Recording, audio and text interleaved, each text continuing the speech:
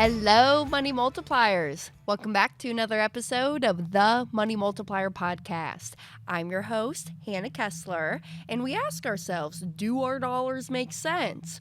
So, y'all, if you haven't already, hit the subscribe button if you're watching on YouTube. Hit the subscribe button if you're watching on Spotify or Apple Podcasts and different platforms too, because I'm here every single week doing a new episode for y'all. And this is all we talk about, just money language, how we understand and have our money habits and the discipline that we're doing for ourselves. So welcome back. Happy to see y'all again.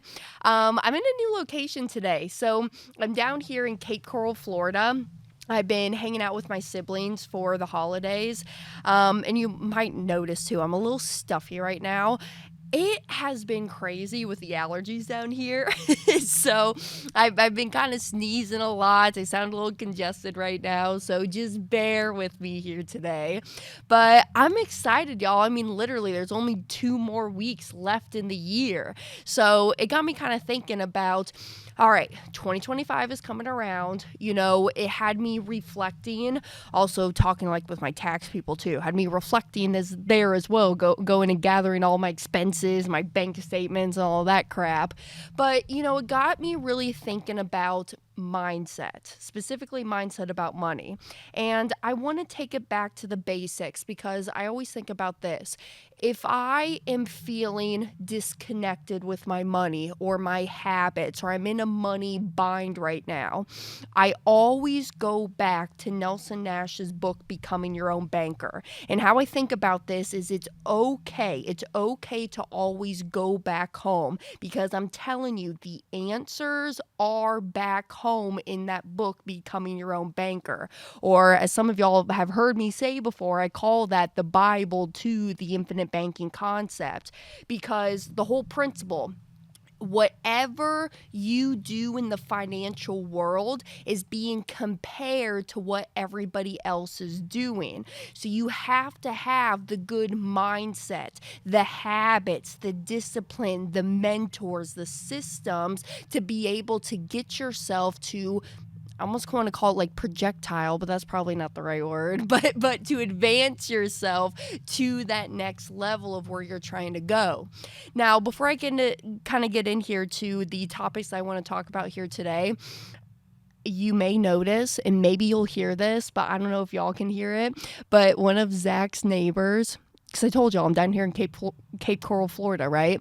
And I'm here at my younger brother's house that he just purchased. I'll talk about that here in a second. But he just purchased this house, and his neighbor across the street is a drummer in a band, and you can hear the music right now. I don't know if it's picking up on the audio feed right now, but it is so cool. They're over there. They have their garage door open, and they're just playing rock and roll music right now, and it's really cool. They're really, really good too, just saying. Anyways, hopefully they can't hear me. But anywho's, let's get into the episode. But prior to that, let me tell y'all. So this house right now that I'm sitting in, so I'm sitting in the patio screened in area. And this is my younger brother's first ever house that he purchased. So congrats, Mr. Zach. And how he purchased this house is about $380,000. And what he did is he actually took a loan from the bank of dad. So what Brent Kessler did is he says, okay, Zach, I will loan you money for this house. I'm going to charge you 13% interest to loan you this money. And so Zach, he's the deed holder of the house, so he owns this property, but dad is the mortgage holder. So what Zach is doing is he is paying dad back his mortgage payments, his monthly payments for the house. So with this, I thought it was just an interesting perspective to bring up, because I've talked about this a few times on the pod, but what's going to happen is at the time of mom and dad's passing, there's going to be a death benefit that gets paid out lump sum tax-free to us. Okay, and side note here, what I've been picking up on as I've been hanging out with my siblings is that they kind of have these jokes, you know, where Bob is like a close friend of ours, and Bob will come in and say, hey, Brent, I'm going to be sending you some adoption papers here in a little bit, right? And he kind of makes these jokes, like all of our friends kind of make these jokes. And so Zach and Sean, they're always responding back. They're my brothers. They're always responding back to their friends, and they're like, nope, Nope, Bob, we're good. We don't need another member of the family. We're good over here. Because get this, here's what's going to happen. At the time of mom and dad's passing, there's going to be a lump sum of a death benefit that's going to get paid out. And when that happens, how it's structured is whoever of the siblings pay dad back the most in the interest payments, they're going to come the first in line to recapture all of those interest payments that we paid to dad. And this morning, literally this morning, dad sent an email to myself, Sean, my older brother, and Zach, my younger brother. And he told us from year to date how much interest that we have paid him over the course of 2024. And myself, I think I paid him like $200,000. There's a little over $200,000 in just interest alone this year. My older brother paid him about $350,000 just in interest alone, because this is a family banking system. We don't go down to the local banks and borrow from the banks because we want to keep it within the family. And so what's going to happen is that interest that Brent is tracking, whoever pays dad back that interest, that's going to get recycled back to us at the time of his passing. So let's just make believe, and I don't want to say this, so you should probably knock on wood. I'm using my table right now as like a fireplace. There's wood right here, okay? So I'm knocking on wood. But what's going to happen is, let's make believe that dad were to pass away like today. I would receive that $200,000 back first as my interest portion that I paid to dad over his course in his lifetime. Sean would receive $350,000, and Zach came in right around $80,000 of interest that he paid this year. So that's going to get paid out to us first, and then whatever the remaining bucket is of the death benefit, that's going to get portioned out in third sections. That third portion to Sean, third portion to Hannah, third portion to Zach, and that will get divvied out equally.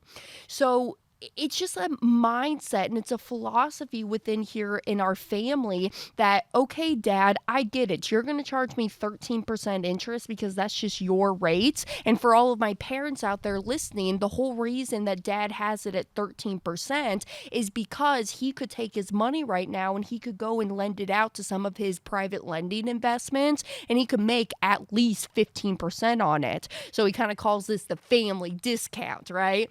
So the family discount of 13%, we're paying that to dad rather than going out and buying ourselves like an 8% mortgage right now, because at the end of it, this is a long-term process. This is my long-term thinking.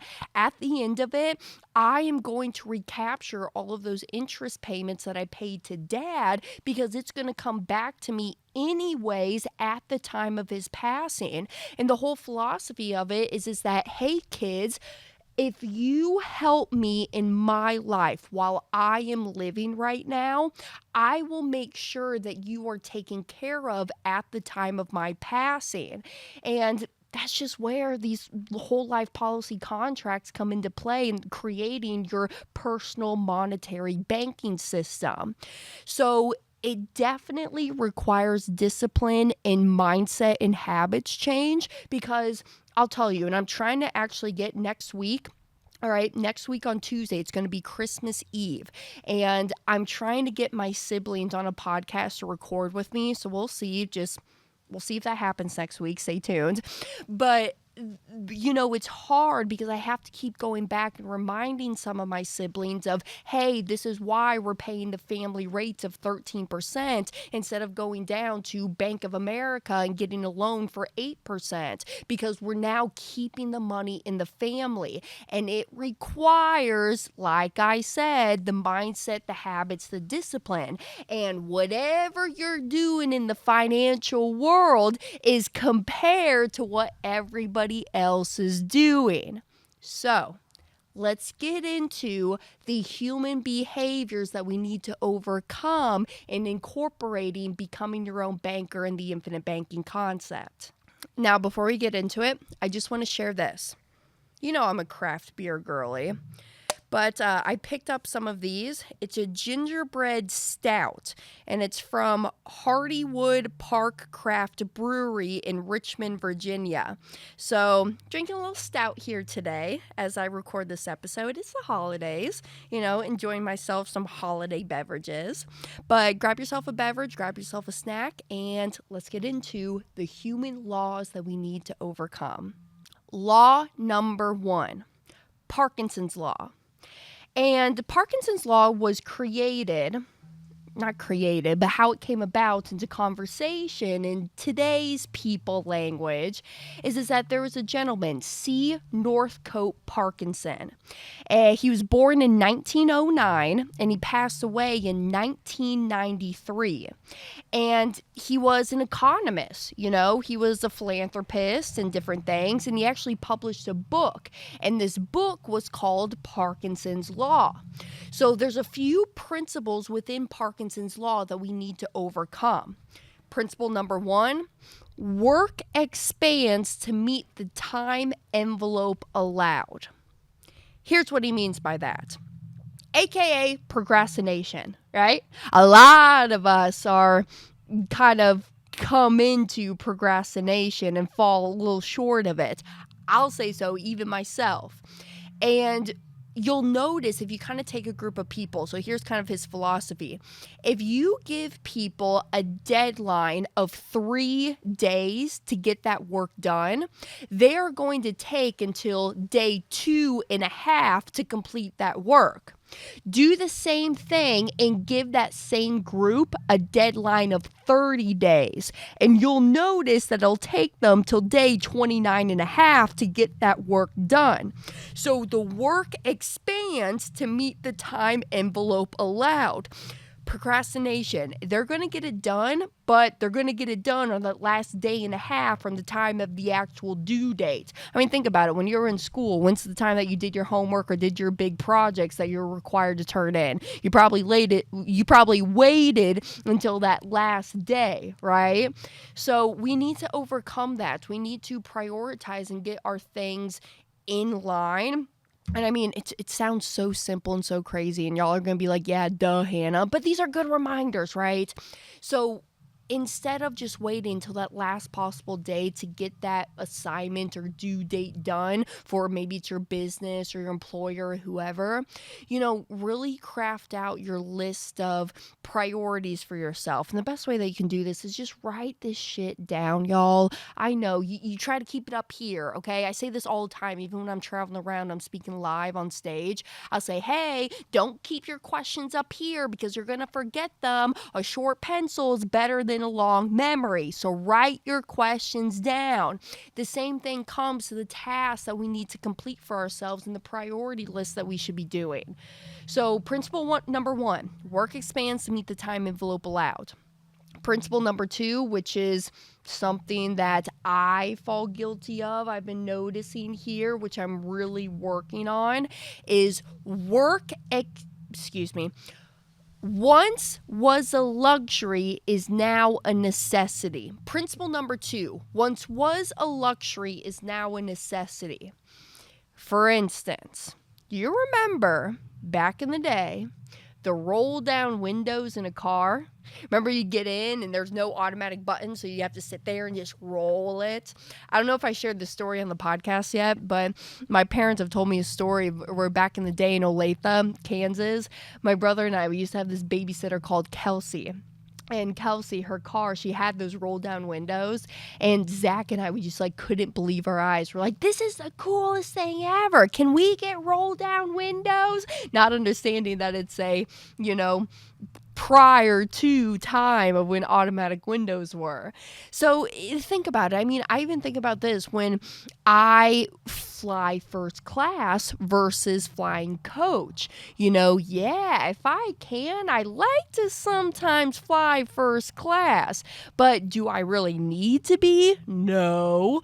But, those luxuries are now a necessity because you have experienced them and you want to keep experiencing them as time goes on.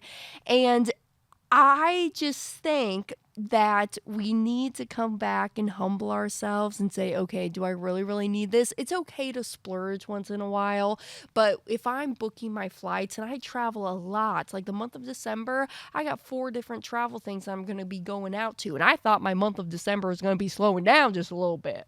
But I need to prioritize what are good tickets to be booking for myself versus just booking first class all the time, right?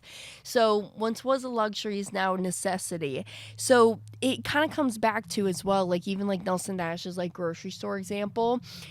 This is what he says in his book. If you understand the grocery store example, the rest of becoming your own banker is a piece of cake. So there's a cost to it.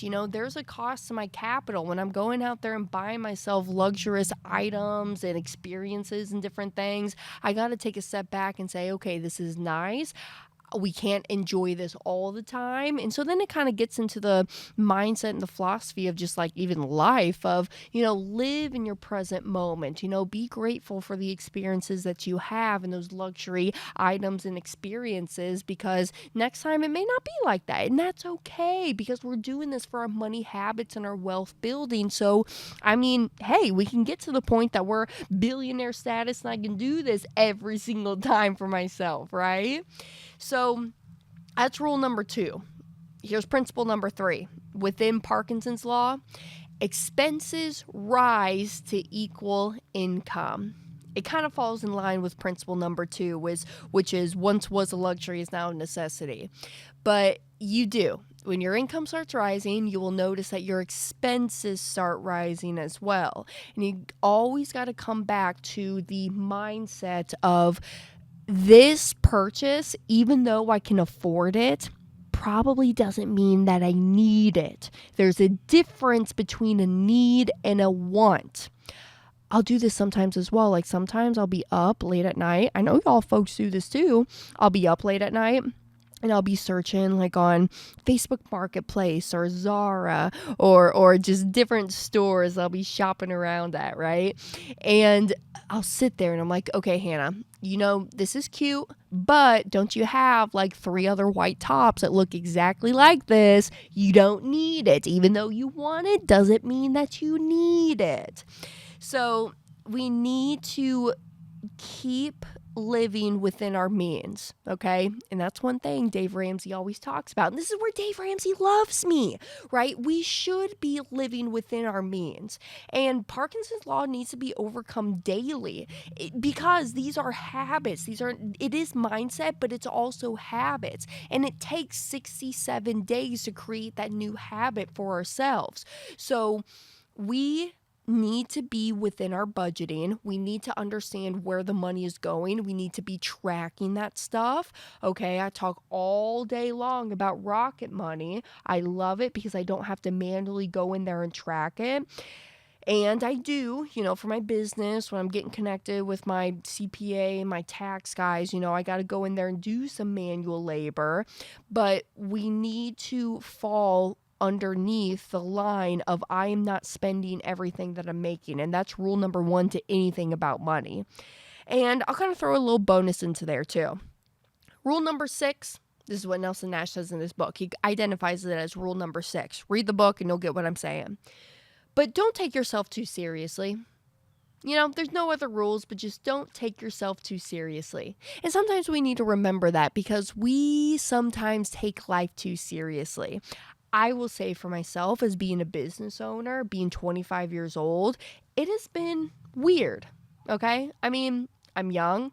I run a business, a multi-million-dollar business, and I'm young, and I have to have this balance between, having that professional front on and having to, still nurture my personal relationships. And, it's been weird, but what I've really been noticing is that if I stay true to myself, I don't take myself too seriously, and I don't self-criticize myself, it's been coming a lot easier. Let's be real. No one knows what in the F we're doing here living on this planet, right? But we can only control what we can control. So I'm going to start controlling my mindset, my habits, and what I do within my monetary life. So Parkinson's law for y'all. Hey money multipliers, pardon the interruption. I just want to stop in and remind y'all, if it's been a while and you haven't seen our presentation, the 90-minute video over the infinite banking concept, I would pause the episode right here, go to themoneyMultiplier.com/presentation and just rewatch it. The more times that you see it, the more times it will become clearer and clearer. And then also share the love. I mean, hey, if you were my friend and you knew about this powerful information and you did not share it with me, I'd be mad at you. So thank you. Let's get in. Human behavior number 2, Willie Sutton's law. Now, Willie Sutton, he was actually a notorious bank robber. He was born in 1901 and he passed away in 1980. And when they questioned him about robbing all of these banks around America, he responded, well, that's where they keep the money. So the rule of Willie Sutton's law is wherever wealth is accumulated, somebody is going to try and steal it. And think about it. Who is the biggest theft in the world? If you said the Internal Revenue System, ding, ding, ding, ding, ding, you have just earned brownie points and walk up to the front of the class in the room. Because seriously, the IRS, right? I mean, they are the biggest thefts in the world. I say this a lot, but prior to the income tax law that we have that was established in 1913, there was actually a surplus in our economy before then. And you got to think about it. The IRS almost works as a parasite-host relationship. Because what are they doing?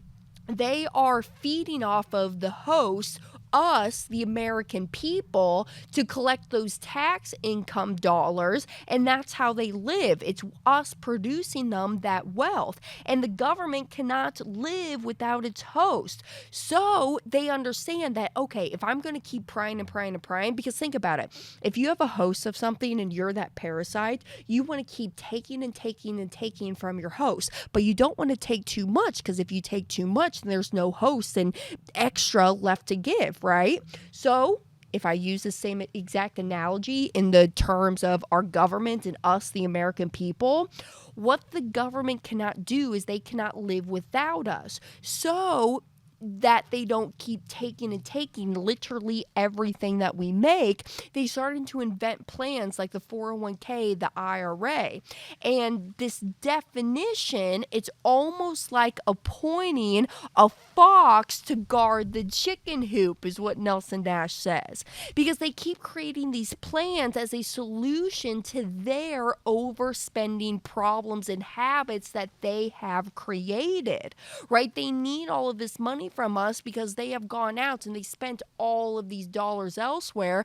And I really don't want to get into politics right now, but we need to protect our own and stop sending money out to other countries and governments that don't support us as well. But I'm not even going to go there right now. But the real solution, in my opinion, and this comes from the Austrian school of thought, is that the government needs to quit the spending programs and get out of the lives of the American citizens. We need to go back to a free market where the people dictated what the cost of that good and that transaction is. But it's been so long and we've created all these good habits that it's hard to go back to those other way of thinking and way of life. And oh man, I have so many thoughts right now, but we're going to save those thoughts. So anyways, to finish up on this thought here, but when you are talking like on a personal monetary system yourself, and you're talking with like financial advisors, for instance, who all tell you to take the tax shelter programs and participate in the max contribution that you possibly can, because hey, take all of this now, because then it's going to lighten up your tax burden now. Just kick the can on down the street, because then then later on in life, you're not going to have to pay all the taxes anyways because you're not going to be making as much money later on down the road. It's just a total backwards mentality. And in my opinion, it kind of keeps people in the shackles and the slavery of the financial governments that we have here. And we got to start taking back that ownership and the control. Anyways, I digress. And as I mentioned, this whole burden really came from the tax law, which did not exist until 1913.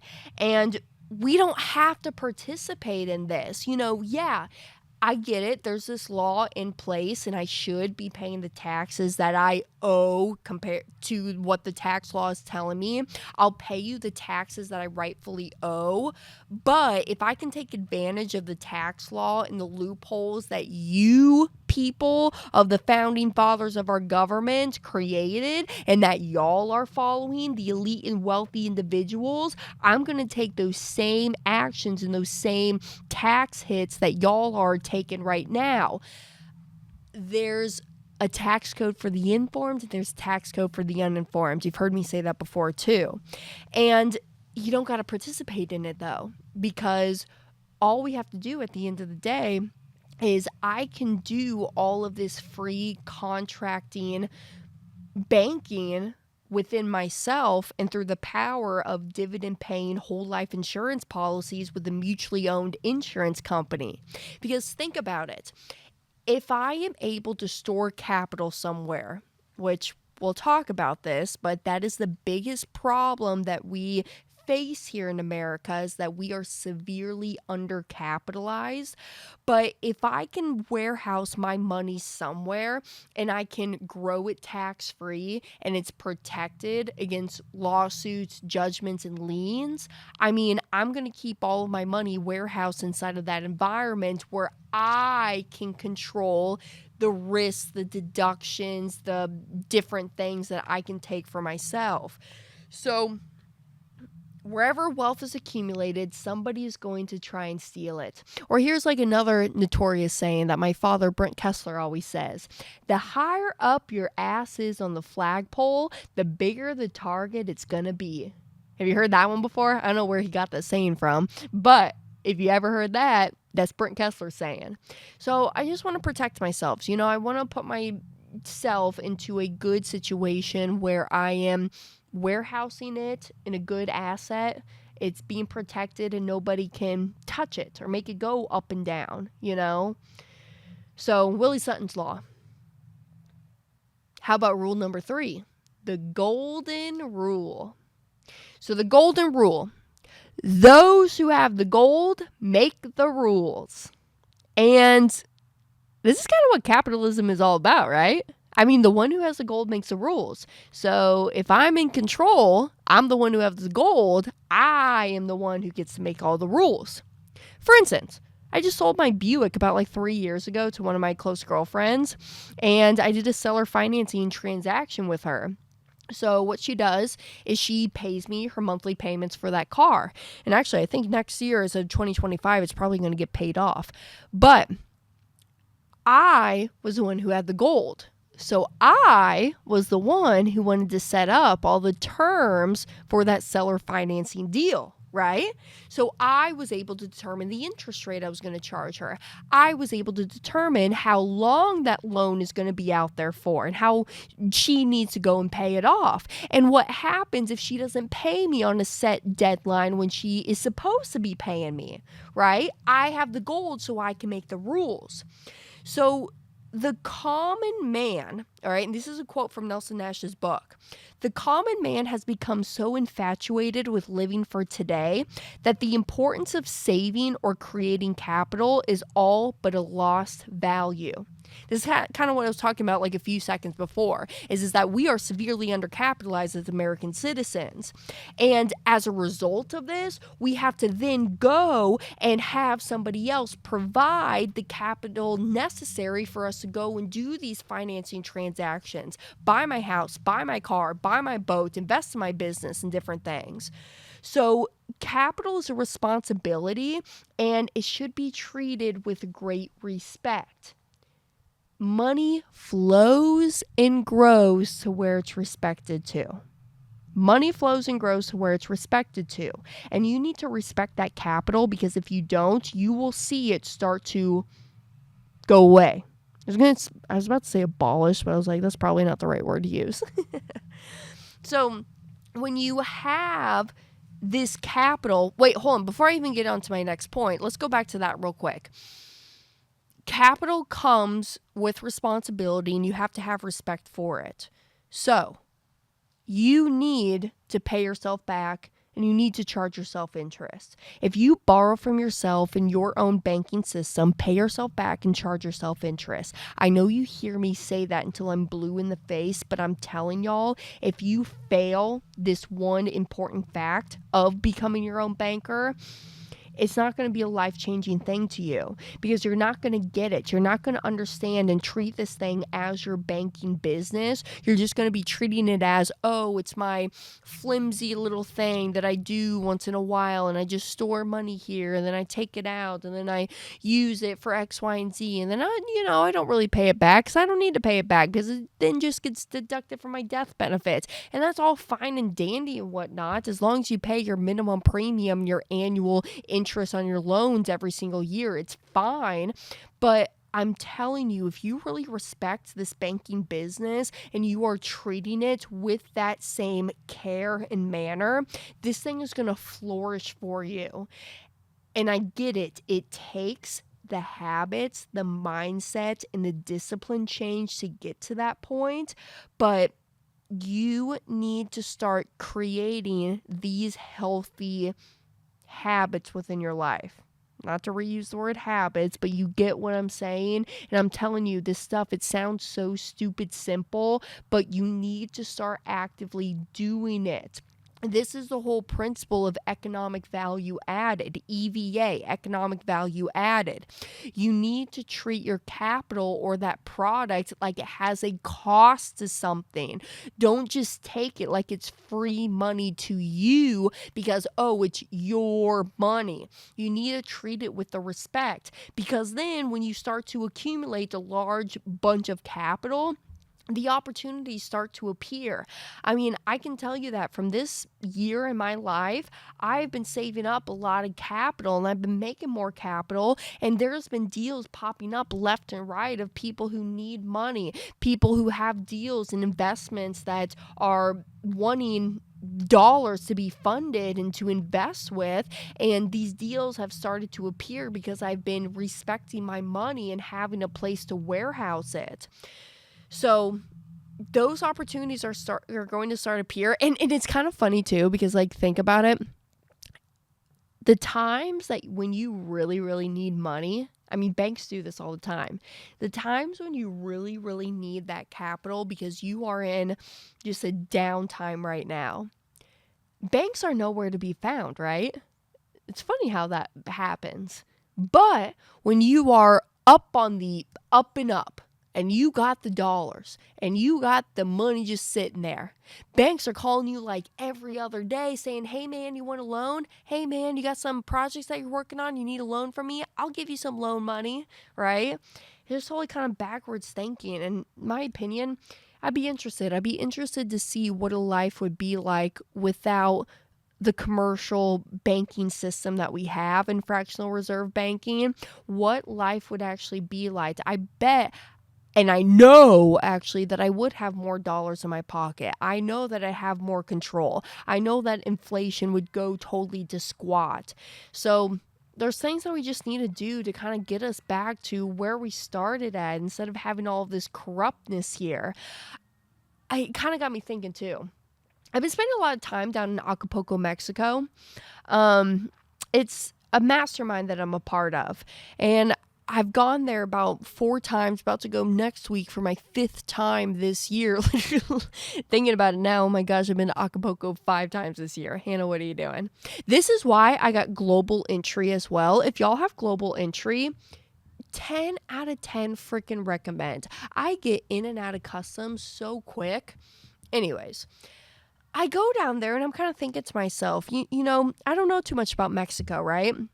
And people say that, yeah, Mexico is a beautiful, awesome, awesome country, but it just sucks that it's so corrupt.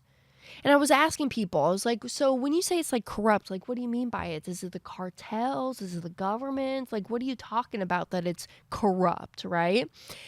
And it is, it's just the cartels and the intervention of this private organization that is corrupting and feeding into Mexico's economy and taking a large share of the profits of what Mexico is producing.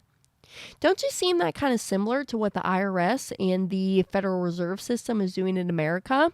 Just thinking, just thinking. Let's move on before I start to cause any drama here.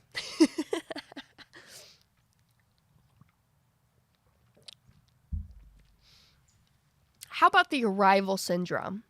The arrival syndrome, which I talk on a lot, but we need to always hit this. And you never need to stop being open and learning about this. You need to keep an open mind and be an absorbed sponge when people are feeding you some information that you've never heard before, right? Without this, I mean, I think we might as well just be dead, right? Because if you think that, oh, I know everything there is to know on this planet, I don't need to know anything else because I already know. And us over here sitting, we know that there's technology advancements and new products and new mentality and different studies and things going on, that it changes, right? I mean, our mindsets are always changing and society is always changing.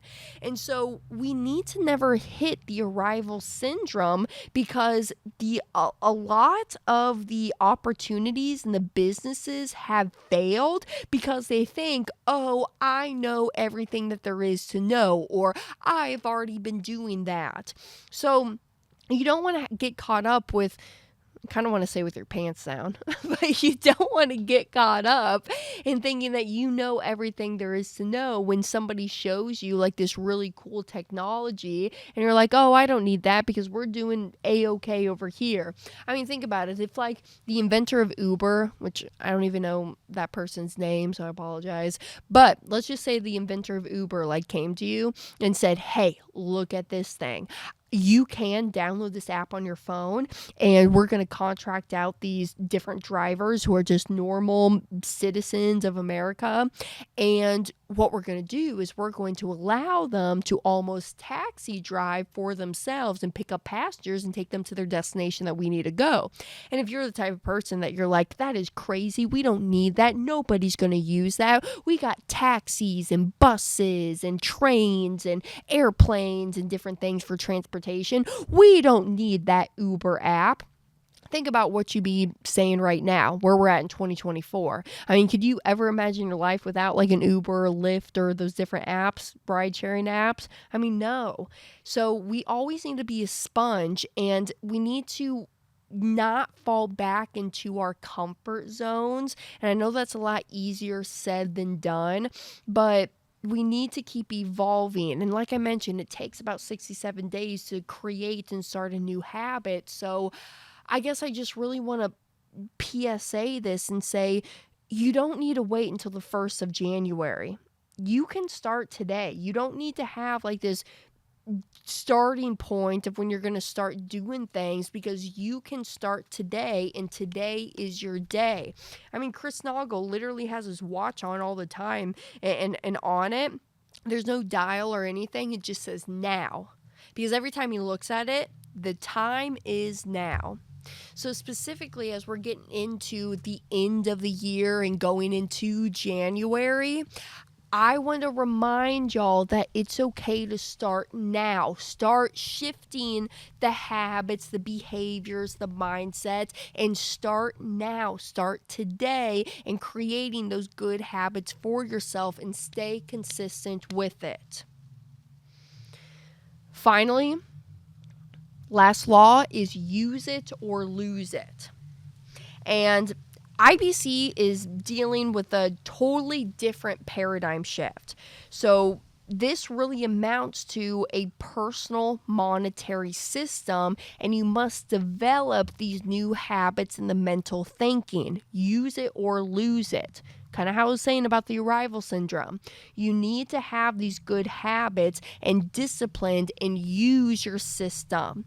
Because if I am a good banker and I know how to pay myself back and charge myself interest, those dollars are going to come and get recaptured to me. And if you understand the grocery store example and not stealing your peas out the back door, then the rest of becoming your own banker is a freaking piece of cake, because you understand the number one principle of the respect to the capital in EVA. Anywho, I totally just combined 5 laws together. But you must have developed these new habits and these principles. And the infinite banking concept is not about the interest rates. It is not about the interest rates. And this is a fatal error when people are exploring this concept of IBC, is that it all has to do with recognizing where money is flowing to. And the failure to pay yourself back and charge yourself interest will shortchange you. You need to use this system and play the same respect with it with all areas of your life that you pay that same respect to. And I kind of just want to share a story before I just end off this episode of, why do businesses fail, and a true story of a business that literally failed because they did not use it or lose it. They did not overcome the arrival syndrome. They did not overcome golden rule. They didn't understand the importance of the Willie Sutton law and Parkinson's law. And if you go through these businesses that have failed, number one, a lot of it has to do with theft, specifically in retail space, which we kind of all know that. But theft, right? If you walk out of the back door and you're not paying yourself and you're not paying yourself back, then what you're going to have to do is then turn twice as much more at the front door just to break even on your profits. So here's kind of what I mean by that. Here's a short story. This is about the First National Bank of Midland, Texas. Back in September of 1983, they had a loan portfolio of $1.5 billion. And 20% of these loans were non-performing, meaning that they weren't paying. They had these loans outstanding, and these people were just not paying their loans back. And this is a big downer in the banking business, because what does the banking business do? They use our money, lend it out to other people, and that's how they make their spreads or their profits on the loans that they're using from our dollars that we deposit there with them. So because of the loss and being down 26% in these non-performing loans, the stockholders' equity lost 87% of its value, and it went down to $12 million. So that $12 million in the capital in relation to the $1.5 billion in loan, that's a shaky bank. That's a very, very shaky bank. And when the public found out about this, what do you think they did? Right? They all went down to First National Bank and they said, hey man, I just don't trust you right now. I'm going to go and withdraw all of my money out. So what they did is they went and they did a run on the banks. They requested their money out, and the depositors withdrew over $500 million. And remember, what do banks lend? Banks lend our money. So when the depositors go out there, take all their money out, what money do they have to lend now on? Now they're double red, right? So what they had to do is that they had to get a quick mop to this, okay? Because with all the depositors running and doing that run on the bank, it made them accelerate this decline within their business. So what they had to do is they hired a new CEO. They said, okay, we got this. Let's hire a new CEO. Let's have them come in. Let's have them put out this fire. But it was too late. It's way too late. Are you kidding me? 2 months later, they went out of business. And come to find out, a lot of the non-performing loans were made to the members of the board of directors. They were trying to make a killing loaning their money out to invest in an oil business, and they were not repaying their loans back. So there was a big energy crisis that happened, and when it came about, the oil business had to go through that little downfall. So when the oil business returned to normal, these folks lost both their oil business and their banking business. Had they repaid their loans and played that honest banker with themselves with the interest, I mean, they bank would still be in operation, but the greed really took them over. So we need to not be so greedy. We need to be respectful with our capital. We need to have the good habits, have the discipline that we do know how to do. I mean, I do understand that they don't teach us about money habits. They don't teach us about money language. They don't teach us about financing things. And that's why y'all are here. And I'm happy that you're here tuning in every single week and listening to the pod.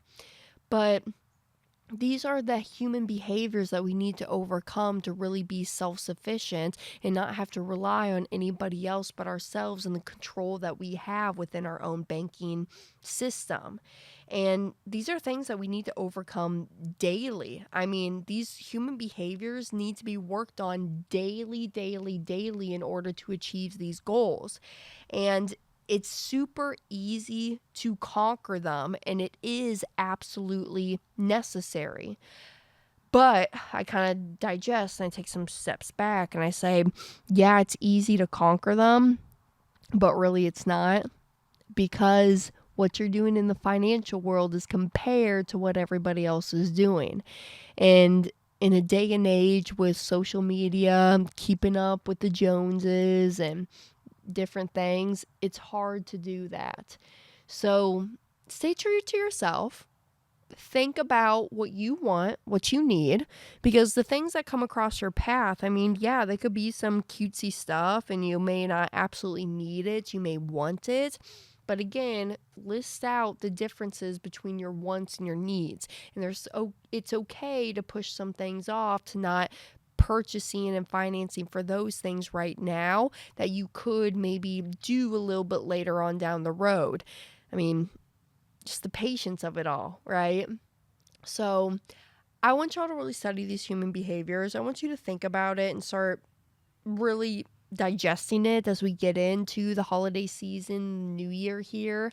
There's a lot that we got to keep doing every single day, and just keep listening to me. I don't mean that as like a ego thing whatsoever.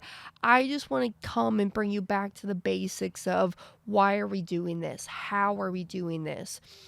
What even is this whole concept of me being my own banker and the infinite banking concept? Because it's levels and levels deep. And I think what makes it so easy for me not to toot my own horn, just hit my mic here, but not to toot my own horn, what I think makes it so easy for me is because I'm in this stuff day in and day out, and I started young. I didn't have to go through and unlearn everything that a lot of my peers and folks who are a lot older than myself had to go and unlearn. So just take the time, take a few minutes of the day or every week and just sit down and really have these honest conversations with yourself. It's just like the honest conversations that you have with yourself when you just want to start losing weight, or going to the gym, or creating hobbies for yourself. Like, oh, I really want to get into knitting, but I don't know how to knit. So I'm going to knit 2 hours of the day and just start learning it, right? Teach these same things to yourself, but just teach it within your money habits and your money language. So I believe that's all I have on my little noggin here today. Hopefully that was helpful to kind of come back to the basics of being your own banker and how we're doing it through dividend paying whole life insurance policies.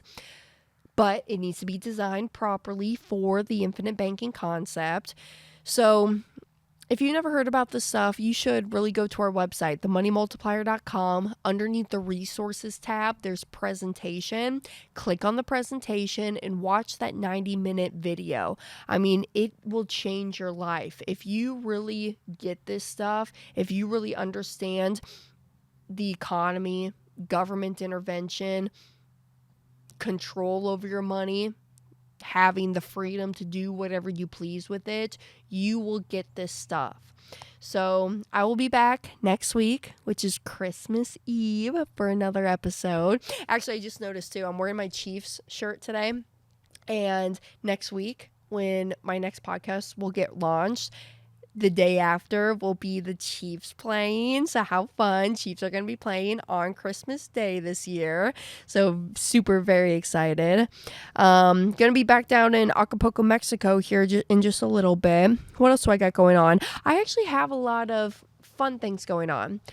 There for the past few weeks, I was focusing a lot on my business, work, travel, but I got a lot of fun things coming up with a lot of my girlfriends, my friends. So it'll be good. Follow me on Instagram, TikTok, Facebook. I'll be posting all my adventures there. You can follow my vlog channel if you just go to YouTube and type in my name, Hannah, spelled the same ways forwards and backwards, Hannah Kessler with one S, Hannah Kessler, type it in, and you can find my vlog channel on there. But without further ado, that is all that I have to say today.